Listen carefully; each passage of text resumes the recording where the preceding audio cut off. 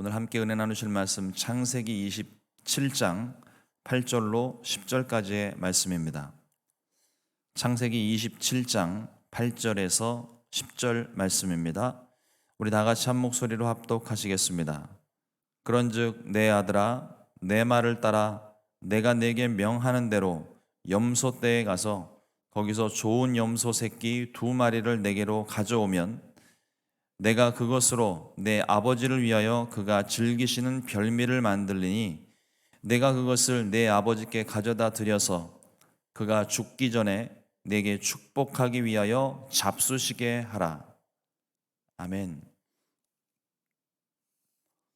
오늘 함께 봉독한 창세기 27장 8절로 10절의 말씀을 가지고 말씀을 귀하게 들어야 합니다라는 제목으로 함께 말씀의 은혜를 나누겠습니다. 요즘 점점 심해지는 고민 하나가 있습니다. 노안이 점점 심해지더라고요. 이게 웬일인지 책을 볼 때마다, 책상에 앉을 때마다 이게 웬일이지를 입에 달고 삽니다. 우선적으로는 책을 보기가 힘들고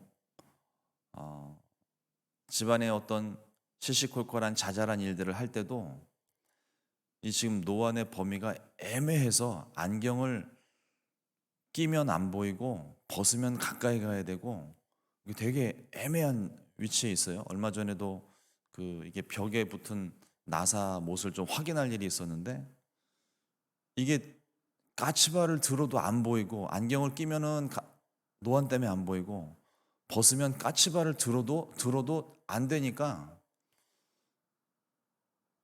안 보이니까 막 짜증이 나더라고요.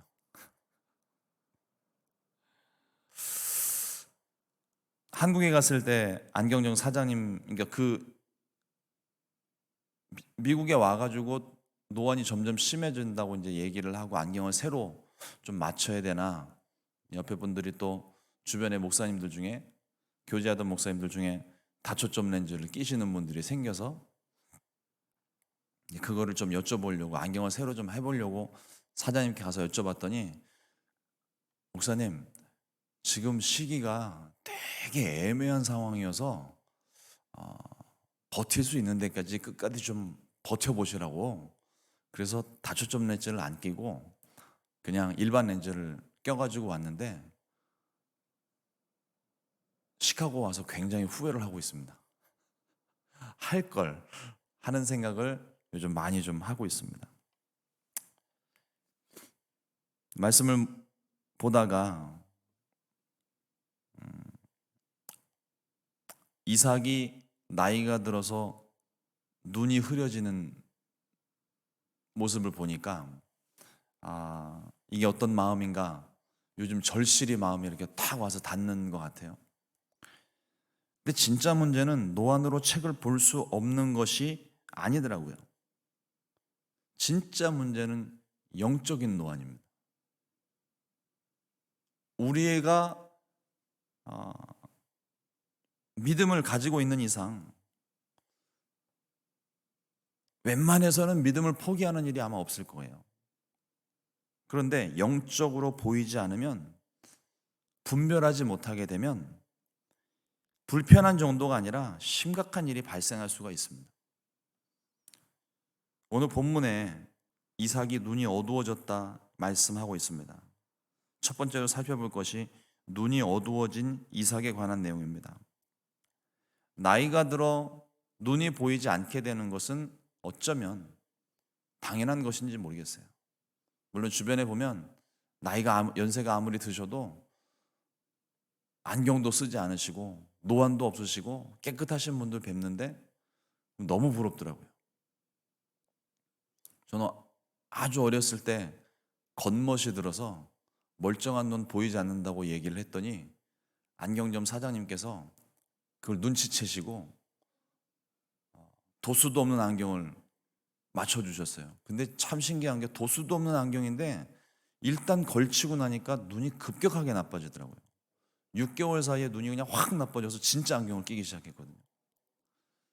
요즘에 너무 후회를 합니다. 그때 일을. 왜 그때 겉멋이 들어서 안경을 꼈을까? 안경 끼신 분들은 아실 거예요. 이 안경이 거의 신체의 일부와 같아지니까 안경 낀 채로 세수하는 일이 종종 있습니다. 나이가 들어서 눈이 보이지 않게 되는 것은 자연스러운 것입니다. 나이가 들어 머리가 휘어지는 것도 지극히 자연스러운 일이에요. 육체적인 변화는 우리의 근심이 되지 못합니다. 문제는 우리의 영적인 상태의 변화입니다. 시간이 가면 갈수록 우리의 영이 강건해지면 더없이 좋겠지만 시간이 갈수록 눈이 흐려지는 것처럼 영이 흐려지고 영의 강건함을 잃어버리는 게 진짜 우리 문제인 것 같아요. 이삭은 나이가 들어가면서 점점 눈도 침침해지고 내일을 장담할 수 없는 상황이었습니다. 특별히 창세기 27장 2절에 보니까 이삭이 이르되 내가 이제 늙어 어느 날 죽을는지 알지 못하니. 죽음을 앞둔 사람의 초조한 모습도 보이기 시작해요. 눈만 흐려진 게 아닙니다. 죽음을 앞두고 마음이 막 급해지는 거예요. 언제 죽을지 모르니까 빨리 아들에게 장자권의 축복, 아버지로서 자식에게 해줄 수 있는 마지막 축복이거든요. 빨리 이거를 해서 해야 되겠다, 이런 생각을 가지게 됩니다. 우리가 어느 때나 하나님을 찾아야 하겠지만 정말 하나님을 간절히 찾아야 할 때가 있습니다. 우리 마음 가운데 두려움이 생겼을 때입니다. 눈이 보이지 않거나 마음이 조급해지거나 답답해질 때 우리는 반드시 하나님을 찾아야 됩니다. 고난 중에 주님을 찾으면 반드시 주님께서 우리에게 평안함을 주십니다. 만일 주님을 찾지 않는다면 우리는 두려움에 휩싸여서 살아있으나 죽은 자와 같은 자의 모습으로 살게 될 거예요. 오늘 하루 우리에게 주어진 시간을 통해서 하나님을 찾고 영적인 강건함을 회복하시기를 우리 주님의 이름으로 축원을 드립니다. 그런데 이삭이 눈이 어두운 것이 왜 문제가 될까요? 두 번째로 야곱을 향한 하나님의 약속의 말씀입니다. 창세기 25장 23절 말씀입니다. 야훼께서 그에게 이르시되 두 국민이 내 태중에 있구나. 두 민족이 내 복중에서부터 나누이리라. 이 족속이 저 족속보다 강하겠고 큰 자가 어린 자를 섬기리라 하셨더라. 리브가의 뱃속에 이 리브가가 임신을 하지 못하던 때였는데 이삭이 리브가를 위하여 그의 자녀를 위하여 간절히 하나님께 기도했을 때 하나님이 자녀를 잉태케 해주셨어요. 근데 잉태하고 나서 보니까 쌍둥이에요.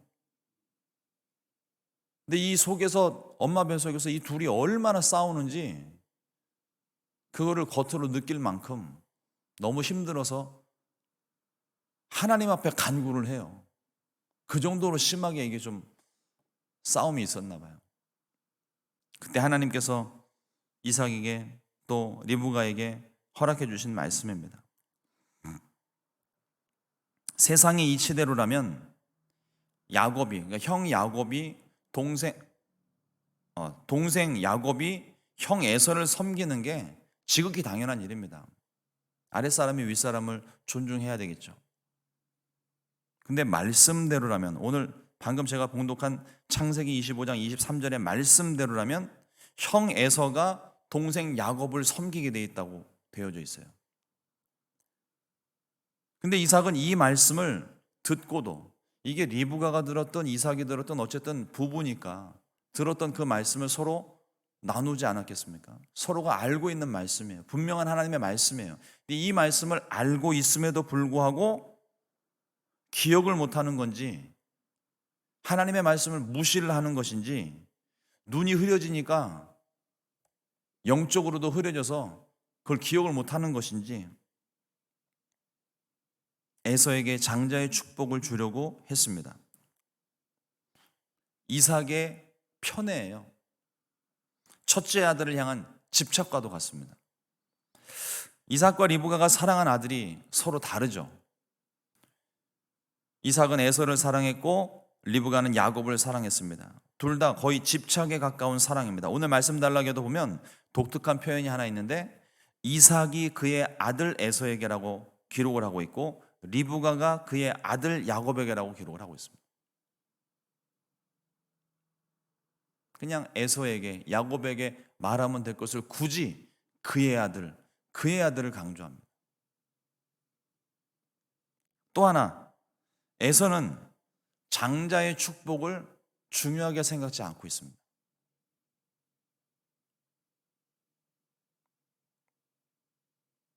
아시는 바처럼 팥죽 한 그릇에 장자권 따위 우습게 그냥 넘겨버리죠. 너 마음대로 해라. 일단 팥죽부터 다오.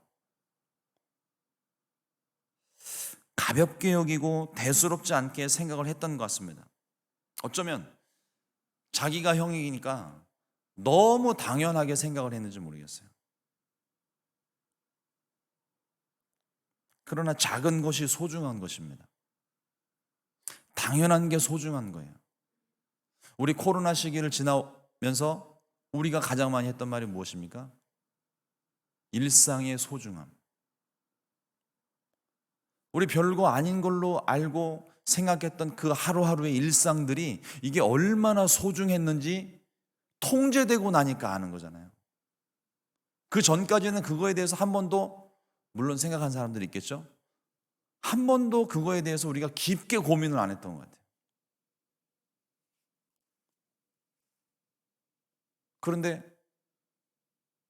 바이러스 하나 때문에 온 세상이 마비가 되고 사람들이 서로 왕래가 힘들고 건강 걱정하고 사람들 많은데 못 가고 교회 입장에서는 굉장히 답답한 거죠. 모여서 예배를 드려야 되는데 또 사람 만나서 전도를 해야 되는데 하나도 안 되는 거예요.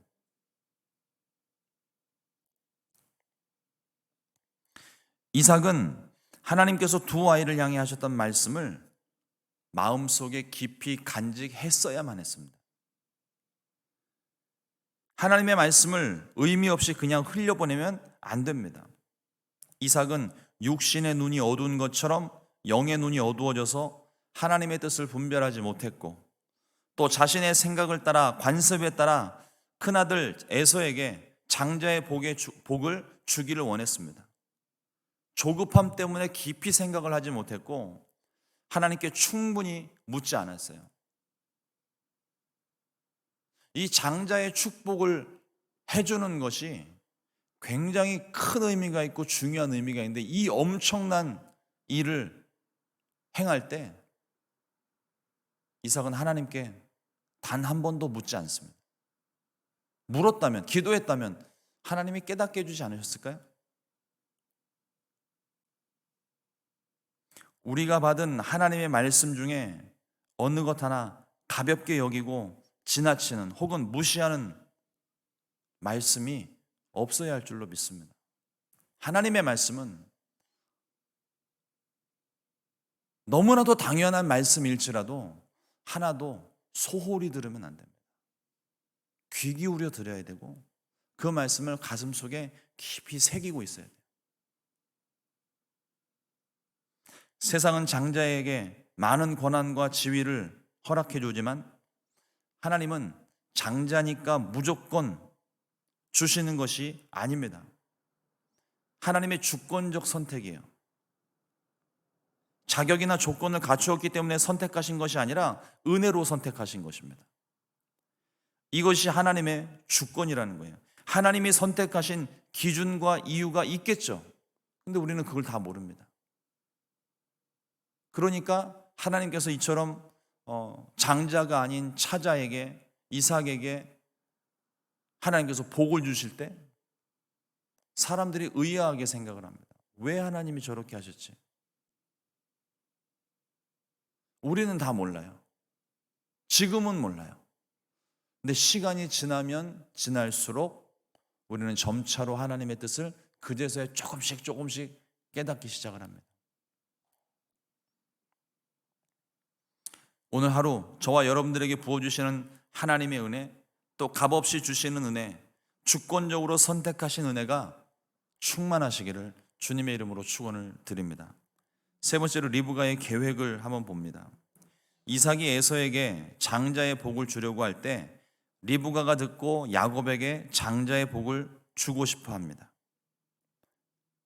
리브가의 성격이요, 굉장히 단호하고 결단력 있는 여인이에요. 한 번도 본 적 없는 사람이 어떤 나그네가 와가지고 하나님께서 당신을 우리 종의 아내로 맞이하려고 나를 보내셨습니다, 이 말을 할 때 듣고 깨닫는 것이 있으니까 부모님도 딱 열흘만 더 있게 해달라고 간청을 하는데 리브가는 그냥 그 즉시로 짐 싸들고 나오잖아요. 보통 여자 아닙니다. 단호하고 결단력 있는 거예요. 근데 그 단호하고 결단력 있는 게 오늘 모습에는 어떤 모습으로 나오냐? 자기가 생각하고 있는 것, 내가 옳다라고 생각하고 있는 것이 있으면 수단과 방법을 가리질 않아요.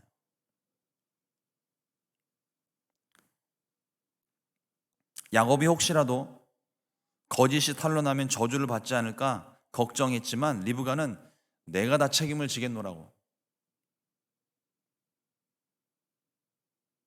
한석봉의 어머니처럼 너는 가서 글 쓰는 연습을 해라.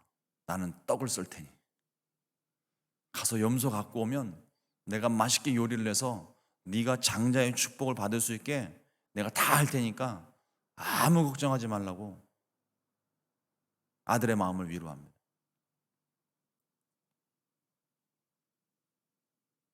창세기 27장 9절과 10절 말씀입니다. 염소떼에 가서 거기서 좋은 염소 새끼 2마리를 내게로 가지고 오면 내가 그것으로 내 아버지를 위하여 그가 즐기시는 별미를 만들리니 내가 그것을 내 아버지께 가져다 드려서 그가 죽기 전에 내가 내게 축복하기 위하여 잡수시게 하라. 말씀을 묵상을 하면서 한 가지 궁금한 점이 하나 생겼습니다. 이삭은 눈이 어두워지고 영적인 눈이 어두워져서 하나님 말씀을 깊이 생각하지 못하고 깨닫지 못했다고 치더라도 리브가는 하나님의 약속을 신뢰하고 약속의 말씀을 이루기 위해서 이와 같은 일을 했을까? 아니면 뒷걸음질 치다가 쥐잡은 격으로 야곱에게 복을 주기 위해서 이와 같이 행동했을까? 분명하진 않지만 이 어떤 것이 맞는지 분명하지는 않지만 한 가지 확실한 건 하나님은 리브가의 이와 같은 행동도 사용하셔서 결국 모든 것이 합력하여 선이 되게 하셨다는 겁니다. 하나님의 말씀이 있잖아요. 두 민족이 내 안에서 싸우는구나. 그러나 큰 자가 작은 자를 섬겨야 될 것이다. 하나님은 이미 복중에 있을 때 그들의 어떤 행동과 삶이 시작되기도 전에 어떤 자격과 조건을 갖추기도 전에 이미 벌써 야곱을 선택하셨어요.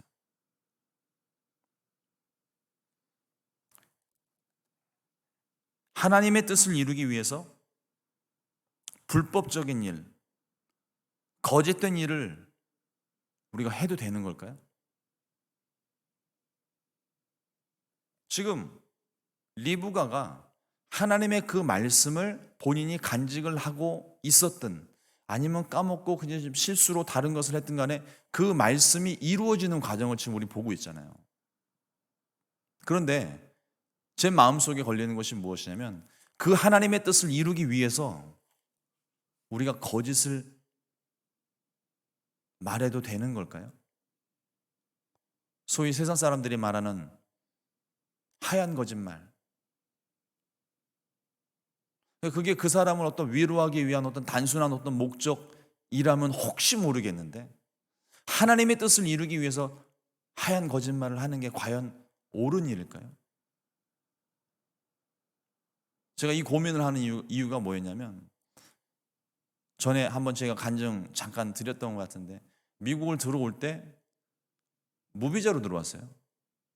비자가 익스프레스 진행이 안 돼가지고 한 6개월 시간이 걸렸는데 교회는 비어 있는 거예요. 그래서 무비자로, 그 당시 오픈되었던 무비자로 3차례 왕복을 하면서 교회를 돌봤습니다.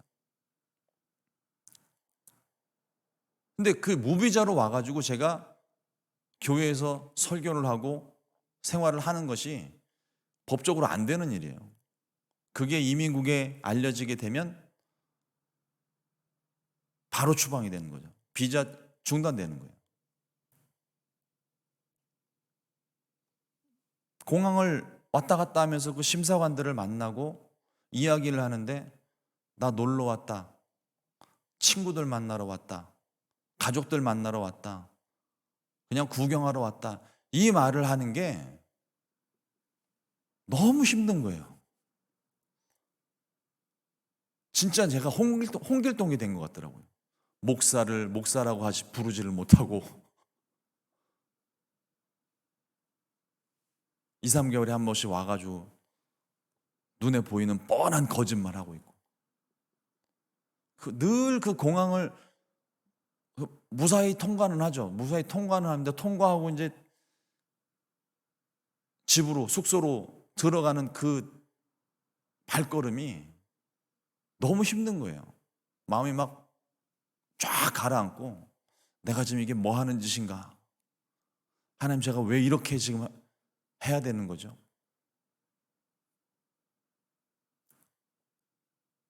하나님의 뜻을 이루기 위해 불법적인 일, 거짓된 일을 해도 되는 걸까요? 분명한 건 하나님이 그것을 기뻐하시지는 않는다는 겁니다. 이런 의미에서 리브가는 하나님의 뜻을 이루기 위해 거짓을 말한 것 같지는 않습니다. 깨닫지 못한 가운데 뒷걸음질 치다가 쥐를 밟았고, 하나님은 그 모든 것마저도 다 사용하셔서 하나님이 먼저 말씀하신 창세기 25장 23절 두 민족 중에 큰 자가 작은 자를 섬기게 하리라는 그 말씀을 이루어 가시는 거더라고요.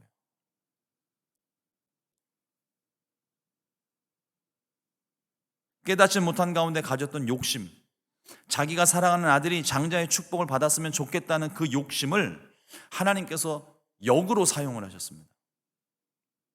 그래서 하나님의 뜻을 이루어 가시는 거예요. 우리가 기도할 때 우리의 목적과 꿈과 소원을 하나님께 기도합니다.